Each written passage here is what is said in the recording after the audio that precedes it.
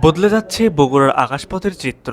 সরকার এখন আর কোনো তাড়াহুড়ো নয়, বরং বিমানবন্দরটি চালু করতে নিয়েছে 4 ধাপের এক সুপরিকল্পিত মাস্টার প্ল্যান। প্রথম ধাপে বর্তমান রানওয়েটি সংস্কার ও রিকার্পেটিং, দ্বিতীয় ধাপে রানওয়ের দৈর্ঘ্য বাড়িয়ে 6000 ফুটে উন্নীত করা, তৃতীয় ধাপে 8000 ফুট, চতুর্থ এবং চূড়ান্ত ধাপে রানওয়েকে 10,000 ফুটে নিয়ে গিয়ে আন্তর্জাতিক মানে সুবিধা সম্পন্ন করা।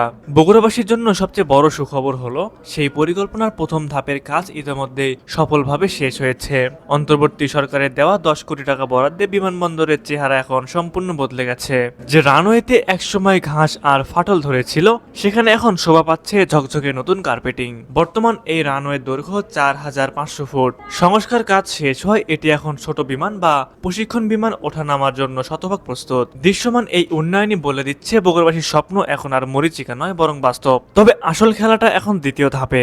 এই ধাপটা জটিল, কারণ বাণিজ্যিক ফ্লাইট বা ATR-72 এর মতো যাত্রীবাহী বিমান নামাতে হলে রানওয়ের দৈর্ঘ্য হতে হবে কমপক্ষে 6000 ফুট, যা বর্তমানে আছে 4500 ফুট। অর্থাৎ আরো 1500 ফুট রানওয়ে সম্প্রসারণ করতে হবে। জমি অধিগ্রহণ ও বড় অঙ্কের বাজেট। রানওয়ে বড় করতে হলে বিমানবন্দরের পশ্চিম ও উত্তর পাশে জমি অধিগ্রহণ করা জরুরি।